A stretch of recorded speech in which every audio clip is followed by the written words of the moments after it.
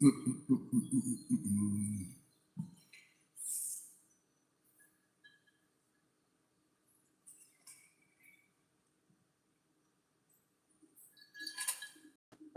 three organizations themselves are bounded by something called the occult. The occult is just basically hidden, secret knowledge not available to people. Professor Zhang. Professor Zhang. Professor Yang. Professor Zhang has been showing up in feeds everywhere lately.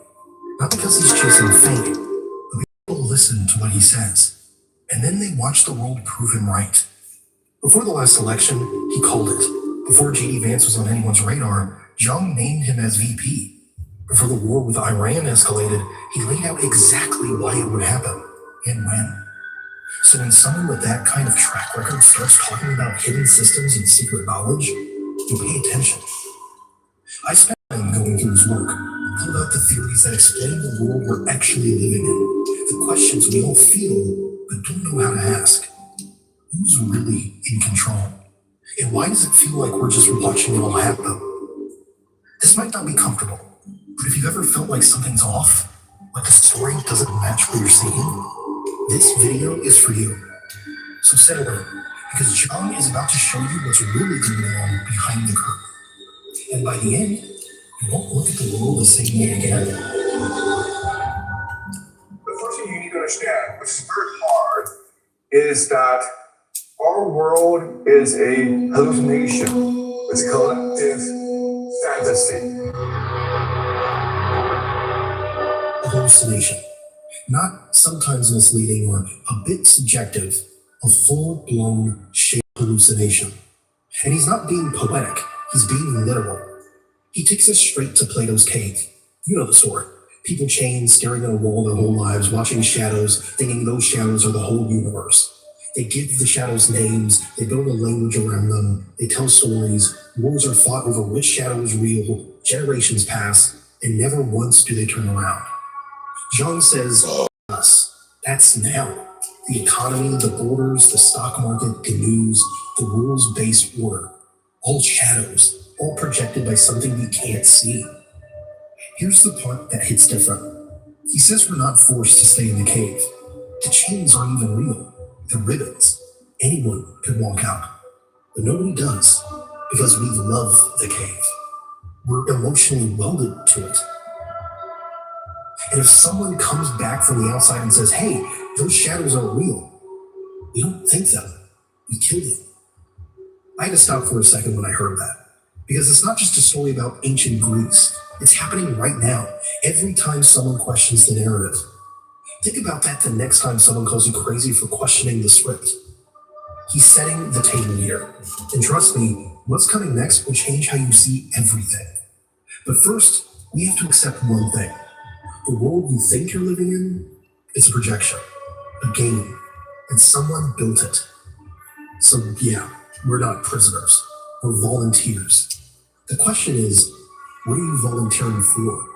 It is our conscious attention that creates wealth in this world. And it's really money or capital that extracts and stores our consciousness and turns it into wealth. This is the sentence that changes everything. Zhang isn't talking about economics. He's talking about alchemy. Think about what he laid out before us. The vase example. You focus, you pour your attention into making something beautiful, and that focus makes it valuable. That's the raw material, consciousness. Not labor hours, not resources, but attention, focus. The stuff you're using right now to watch this. Now follow the trail. You work, you create, you focus. At the end of the week, you get paid. What just happened? You traded your consciousness for pieces of paper or digital numbers. Those pieces of paper, money, are just frozen attention. They store your life energy until you spend it on someone else's frozen attention. Zhang says this is the hidden engine. The whole global economy is a machine designed to extract consciousness from the many and concentrate it into the hands of the few. The elite don't get rich because they're smarter or work harder. They get rich because they own the storage units. They control the mechanism that turns human awareness into wealth. Then he gives an example that changes how you see everything. He lists the old storage devices, Pyramids, Homer's epics, each one soaked up generations of human attention. Pyramids weren't just tombs, they were concentration camps for consciousness. Millions of Egyptians poured their focus into those stones, believing, building, obeying. The stories of Homer did the same for Greeks. Centuries of attention stored in poems. Now the storage device is the dollar. Every time you work, save, spend, trade, you're pouring your consciousness into the system, and the system stores it as digits in someone else's account. It's the most efficient extraction machine ever built. But Gianni drops one more line that changes the game. There's a war going on for the soul of humanity, for the human consciousness between US dollar, the old world, and artificial intelligence, the new world. The dollar needs human consciousness to function. It runs on your attention, your labor, your focus. AI doesn't. AI generates its own attention, its own focus, its own value. So the old storage device is fighting the new one. Not over markets, not over resources, over the source code of reality. That's the real war. And it's just getting started. They don't force us to do anything. There's not enough of them. Okay? The way to maintain power is through manipulation and trickery and deception. Many people imagine the elite as some shadowy cabal with armies and mind controls. They pull levers, we dance. John says no, that's a Hollywood fantasy. The truth is more humiliating. They can't force us. There aren't enough of them. If everyone on Earth woke up tomorrow and decided the game was over, what would they do? Send their tiny army against 8 billion people? They'd last about an hour. So how do they hold it together? Manipulation, trickery, deception. Go back to the cave. Watch what happens when that one guy finally stands up. He or she starts messing around with the chains and realizes these aren't chains. These are just like ropes. I can just get rid of them. And there's this chain around my neck.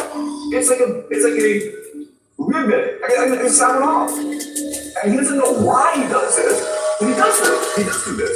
And when he does it, they don't even care. Like, whatever, man, whatever you want. They don't even stop him. They just watch him stumble toward the light like, whatever, man, do your thing. Why? Because they know something he doesn't. Even if he leaves, everyone else will stay. The system doesn't need guards. It needs believers. You think they have magic, and you think that they're evil, but really, all their power rests on belief in their power. Read that again. All their power rests on our belief in their power. The president, the banker, the general, the billionaire, none of them have power you haven't given them. You believe the dollar's worth something, so it is. You believe the cop has authority, so he does. You believe the election matters, so it does. It's a collective hallucination held together by consensus. And here's the part that got me. We want to believe. Because if it's all fake, then what have we been doing with our lives? What were our parents doing? What were their parents doing? That realization is too heavy for most people to carry. So that guy comes back from outside the cave and says, hey, those shadows are real. They don't thank him. They don't debate him. They don't even chain him up. When we fall in love with it, we're so attached to it psychologically and emotionally that if anyone tells us it's fake, we kill them for it. Not the elite, the other prisoners. Because he's threatening the one thing they can't live it out, their fantasy. That's the mechanism. That's how manipulation works. You don't need armies when people will kill the truth tellers for you. So next time someone calls you crazy for questioning the story, remember Jean. They're not defending the truth. They're defending their cave. And they'll kill you for it if you let them. You think that you go to university to learn knowledge. No, you don't. You go to university to be brainwashed and to believe that the system is not just fear, but actually what really makes this system work is the rules-based natural order. You spent years in classrooms, took loans, wrote papers, chased grades, and Jung says that was brainwashing. Not education, brainwashing. He's not talking about conspiracy theories where professors secretly indoctrinate students with leftist propaganda. That's too small. He's talking about something deeper. The real brainwashing is the assumption that the system is basically just. That if you work hard, play by the rules, climb the ladder, you'll get what you deserve. That the game is fair. That the winners earned it and the losers didn't try hard enough. That's the core belief they install. Not through overt propaganda, but through the entire structure. The way Hey, number classes one. are graded, the way success is defined, the way history is told, the way economics is taught as if it's physics, not a set of choices made by powerful people. Zhang adds two more layers. CNN, BBC, New York Times. Each time you read an article, you think you're receiving news. You're not receiving news. You're being brainwashed into believing that this order is fair, just, and appropriate, okay? It's a fiction. And the last, of course, is culture, which is Hollywood. And, television shows, sitcoms, okay? Things that you absorb every day. Education, media, culture. Three overlapping machines running 24/7, pumping out the same message. This is just how things are. The rich deserve their money. The poor deserve their poverty. The wars are for freedom. The sanctions are for peace. The dollar is strong because America is great. You never hear a competing story because there is no competing story. The machines are all owned by the same people. They don't need to coordinate. They just need to hire people who already believe the story and will tell it well. And here's the part that makes it work. Zhang says this creates a legal and moral framework so effective that the elite don't even need to enforce it. If you break the rules, it's not that the elite will come after you. They don't have to come after you because everyone else will come after you. That's the final stage of control. You don't need cops when the citizens are the cops. You don't need thought police when everyone polices everyone else's thoughts. If you question the fairness of the system, you're not just wrong, you're dangerous. You're attacking the fantasy everyone else is invested in. And they will try to move faster than any authority figure. So the next time you're in a conversation with someone says, that's just the way the world works, remember Zhang. They're not being reasonable. They're being the prison guard. And they don't even know it. So after showing us the cave and how money extracts consciousness, Zhang does something else. He pulls the camera back. Another way of understanding these people is to think of them as the game masters. Okay? The ones above us who's constructed the game and control the rules of the game as we play it. Game masters. That's what he calls them. Not presidents, not CEOs, not elected officials. The ones above all that. They built the board. They wrote the rule book. He traces the chain upward. At the very top, something called the Bank for International Settlements in Basel, Switzerland. The central bank of central banks. Above governments, above laws. Think about that for a second. Then below it, the World Bank and the IMF. Organizations that tell countries how to behave if they want to play. Then below them, the national central banks. The Federal Reserve, the Bank of England, the People's Bank of China. This is the operating system. And what does this operating system produce? A game. A global game with one purpose. To use the US dollar as the main mechanism for extracting and storing wealth. Okay, so resources are considered the cheapest. Even though in reality it should be the most expensive, right? Because resources are limited, they're finite. One resource, of course, is manufacturing. And above manufacturing is knowledge economy. And then the highest is finance. Now, watch how he connects it. The game masters built a price hierarchy, not based on real value, based on control. At the bottom, resources, oil, gas, minerals, food, the stuff you actually need to survive. Priced cheapest. Above that, manufacturing, turning resources into products. Above that, knowledge economy, patents, software, media. And at the very top, finance, moving numbers, creating debt, printing money. Then he drops the map. So resource, of course, would be Russia. Russia, the Middle East, the GCC, okay? Saudi Arabia, these places, okay? So these places provide resources. Manufacturing then would be China, right? knowledge would be Europe. And the Five Eyes, okay, basically Anglosphere, Canada, New Zealand, Australia, Britain, and then finance, of course, United States. This is the board. This is how the world is divided. Russia sits on resources and sells cheap. China manufactures and ships. Europe and its allies own the ideas. America sits at the top, collecting rent on everything. Zhang isn't saying this is fair or unfair. He's saying this is the structure. The game masters designed it this way. And if you're born in Russia, you play the resource game. Born in China, you play manufacturing. Born in America, you play finance. You don't choose. The game chooses you. But here's where it gets interesting. Two countries inside the system hate it. China and Russia are playing, but they're playing to change the rules. And two countries aren't even allowed on the board. If the United States doesn't like you, what it can do is not allow you to play this game. And these countries, of course, would be North Korea and Iran, among other countries, okay? Iran sits on resources. By the game master's design, they're supposed to be at the bottom, selling cheap, taking dollars, staying quiet. But they're not playing. They're outside the game entirely. And they're poking at the structure. This is the setup for every war, every sanctions package, every color revolution.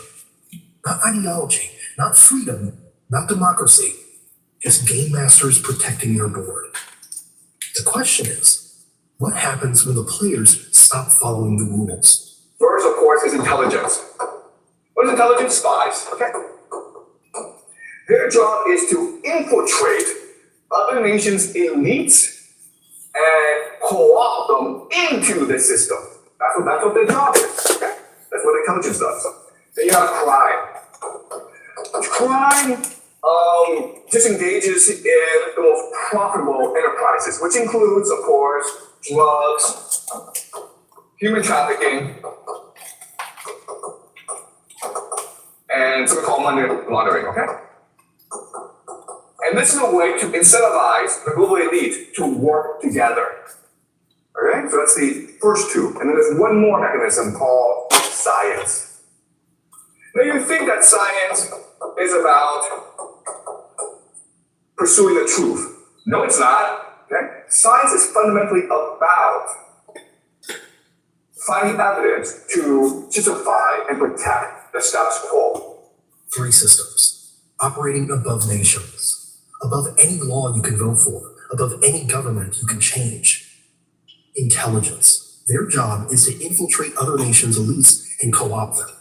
You don't need to invade a country if you already own the people running it. You don't need to win an election if you control both candidates. Intelligence agencies become integration tools, merging global power across borders. Crime. This is where it gets uncomfortable. Zhang doesn't moralize, he just observes. Crime engages in the most profitable enterprises. But here's the move. He says this creates incentives. When elite money flows through the same channels, when deals cross the same borders, when secrets become shared liabilities, you're not enemies anymore. You're partners. Science. This one cuts deep if you've built your worldview on it. It's not about pursuing truth. It's about finding evidence to justify and protect the status quo. That's why certain questions never get funding. That's why certain answers never appear in journals. That's why materialism is the only allowed framework.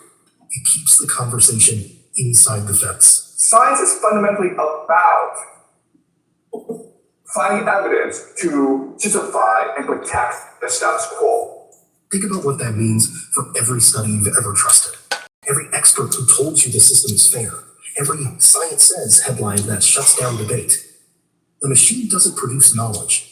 It produces permission. Makes you wonder, doesn't it? Now here's where Zhang ties it together. And these three organizations themselves are bounded by something called the occult. And we'll discuss this later on, okay? The occult. The occult is just basically hidden, secret knowledge not available to people. The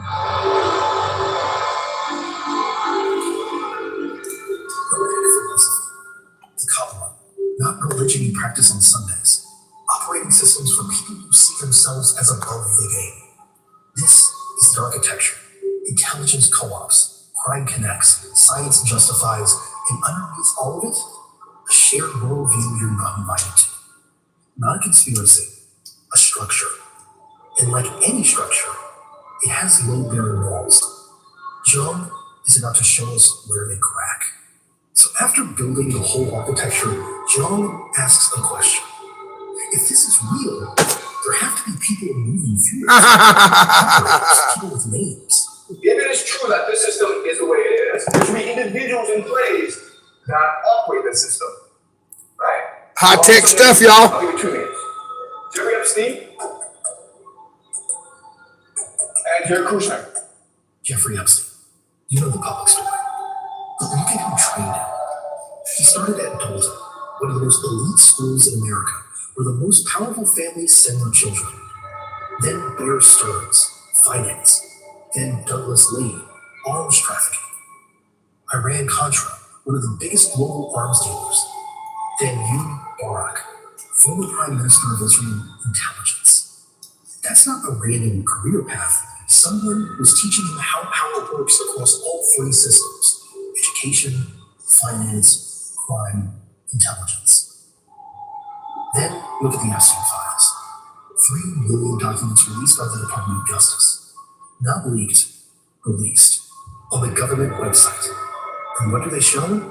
Bill Gates, the wealthiest man in the world, begging Epstein for money. Elon Musk trying to arrange meetings. Larry Summers and Steven Pinker talking with him at Harvard. Prince Andrew emailing him classified government reports. Not because Epstein was charming, because Epstein represented something. He said it himself.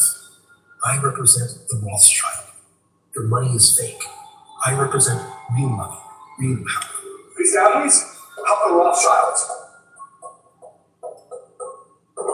690, Chabad Abramovich. Alright. And you're like, this is all conspiracy. This can't be true. Shabbat Halumovich. It's all true. And here's what this network does with all that access. In 2011, America bombs Libya. Gaddafi falls, the country collapses, and Epstein and his friends are already emailing each other, calculating how to profit. Frozen assets, reconstruction contracts, oil reserves. They're not watching the news, they're reading the balance sheet. They look at geopolitics and they're like, how can we take advantage of geopolitical events to make the most money for ourselves? The second name is Jared Kushner, son-in-law to our president, real estate developer turned Middle East peace negotiator. There are photos of him with Putin, Netanyahu, with the Iranian foreign minister, and the question John asks, what are they actually discussing? Hey, y'all.